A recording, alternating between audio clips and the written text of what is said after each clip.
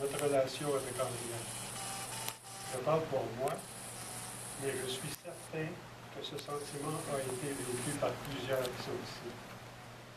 Je ne reviendrai pas sur ce que Paulette a souligné, sur ce qui avait trait à la famille.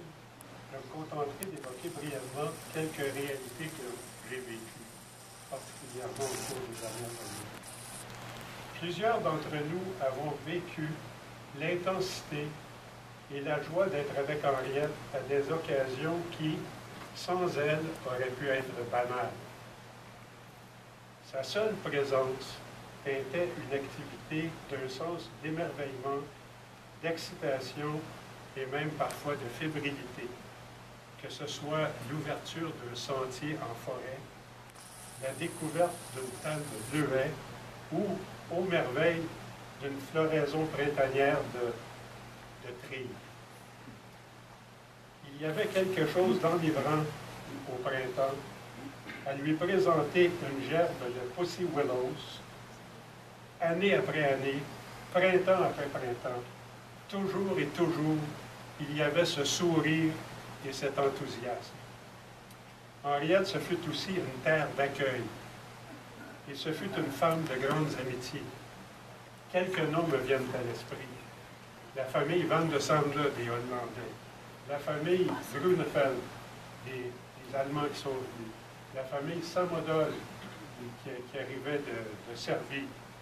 Mary McKenna, Rita Besant, Rosemée Chevrier, Irène Rangelier, Margie Duncan, Miss Alida et Menhir Théo, Claire Hamelin, Irène Perrault, Diane Beauvais, Bernadette Amazon, des amitiés qui ont meublé nos vies. Et il y en a plusieurs autres. Et si Henriette a été cette terre d'accueil, pour plusieurs, elle a surtout été un cœur d'accueil, une source où l'on allait puiser qui de l'écoute, qui de la sensibilité, qui du réconfort. Plusieurs ont aussi retrouvé chez Henriette une femme d'esprit, une compagne intellectuelle qui ne manquait pas de partager son intérêt passionné pour le deuxième sexe de Simone de Beauvoir, pour Guns, Germs and Steel de Jared Diamond, pour les mémoires d'Adrien de Marguerite Yourcenar ou quelques romans de Jean d'Ormesson. Témoignage de sa passion, elle s'est offert dans les années 90 un privilège à la résidence de Marguerite Yourcenar à Mount Desert Island dans le Maine. Séduite qu'elle était par les récits, les idées et les pensées, elle l'était aussi par la beauté de la langue et des mots. Et ça, c'est vrai dans les deux langues.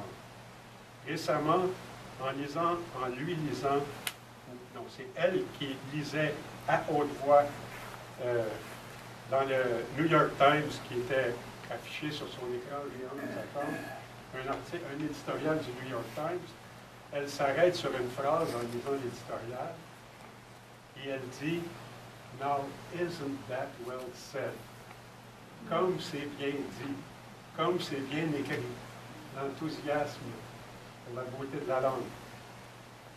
Et tous se souviennent qu'Henriette était une véritable plaque tournante pour l'échange de bons livres. Pour terminer, je suis allé la chercher un certain 5 juillet 2009, au midi, pour un pique-nique. Un pique-nique avec une nappe, du pain, saucisson, salade aux patates, et ce qu'il faut pour un bon petit verre de vin, un de ses grands plaisirs. En entrant chez elle, pour aller au pique-nique, j'ai vu qu'elle avait chuté. Sa vie venait de basculer. Vous connaissez la suite. On l'a beaucoup aimé, notre Henriette. Elle est demeurée une femme de curiosité, une femme de dignité, une femme qui a su continuer à nous donner, malgré son état. Et puis, vous savez quoi? Sur les derniers moments de son parcours, les derniers mois, elle s'est mise à chanter. La semaine dernière, dans la salle de choc à l'urgence de l'hôpital Jean Talon, j'étais avec Marie-Jo Henriette avait un masque qui était là pour pousser de l'air et de l'oxygène dans ses poumons. Un masque serré. Scène qu'on n'a pas vue souvent dans une salle de choc, dans une urgence. Elle s'est mise à chanter. Elle s'est mise à chanter en dessous de son masque.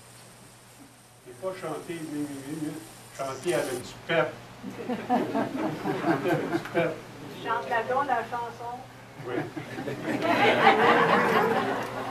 On va la chanter tous ensemble.